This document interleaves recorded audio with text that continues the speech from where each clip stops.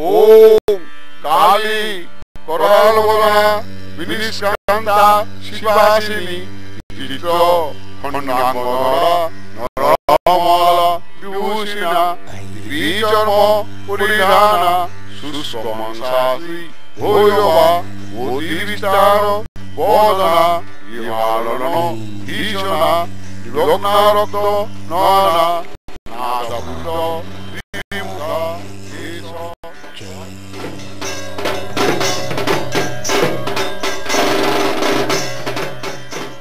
সন্ধি পুজো দুর্গাপুজোর অবিচ্ছেদ্য অংশ। অষ্টম ও নবম চান্দ্র দিবসের সংযোগস্থলে অনুষ্ঠিত হয় সন্ধি পুজো। এই ক্ষণটিতেই দেবী দুর্গা তার চামুণ্ডা রূপে পূজিত হয় এবং এই মহাসন্ধিক্ষণে মা দুর্গা নিধন করেছিলেন চণ্ড ও মুণ্ড নামক দুই বিশালাকায় অসুরকে এবং তাই তার নাম হয় চামুণ্ডা। দেবী দশভুজাকে চামুণ্ডা রূপিণী কেন বলা হয় তার পেছনে একটি পৌরাণিক কাহিনী আছে। যখন দেবী দুর্গা ও মহিষাসুর এক অতীব ভয়ঙ্কর যুদ্ধে রত, তখন মহিষাসুরের দুই সেনাপতি চণ্ড ও মুণ্ড দেবীকে অতর্কিতে পশ্চাৎ দিক হতে আক্রমণ করেছিল। তখন দেবী দশভুজা কপালে তিলক, গলে মালা ও তার 10 হস্তে 10 অস্ত্র ধারণ করে এক ভয়াল মূর্তিতে আবির্ভূতা হলেন। দেবীর মস্তকের উপরে তখন অর্ধচন্দ্র বিরাজমান, কর্ণে দুল ও হলুদ বসন পরিহিতা, দেবীর সারা শরীর জুড়ে সোনালী জ্যোতি, তেজস্বিনী মা ক্রোধে নীলাভ মুখমণ্ডলে চন্দ্র মুণ্ডের সাথে সম্মুখ সমরে আবির্ভূতা। ঠিক তখনই ক্রোধের বহিঃপ্রকাশ হেতু দেবীর তৃতীয় নেত্র থেকে নির্গত হলেন আরেক মহাদেবী।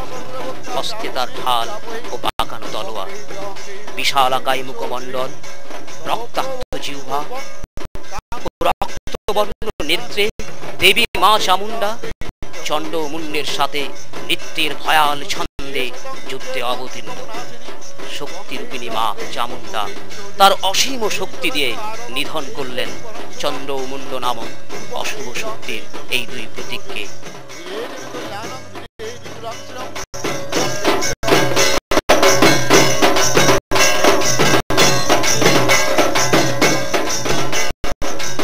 এবং তারপর শুধু খুশির জোয়ারে ভেসে যাওয়া।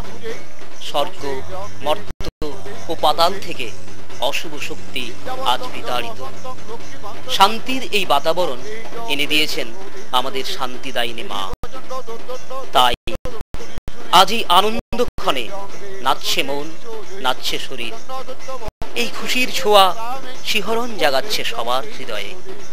তাই আমরা দুহাত তুলে নাচছি, আমরা নাচবো, আমরা নেচে যেতে থাকবো।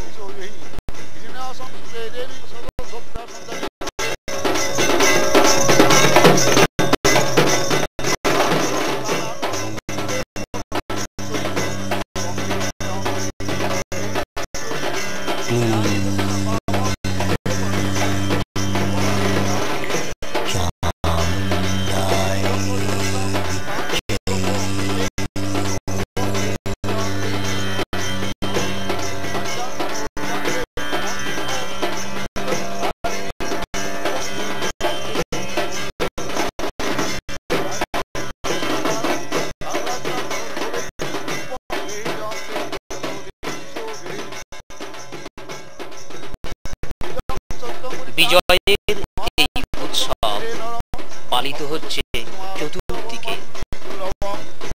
আমরাও সামিল এই বিজয় উৎসবে।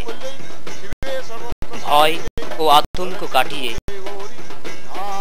স্বর্গলোক ও মর্ত্যলোক আজ নিরাপদ। সকলের মুখ দিয়েই ধ্বনিত হচ্ছে এই একটি বার্তা, মায়ের অসুর নিধনের সাথে সাথেই এই সন্ধির মহাপুণ্য লগ্নে শুরু হোক একসাথে কাঁধে কাঁধ মিলিয়ে চলা। নিপাত যাক যা কিছু অশুভ ফিরে পায়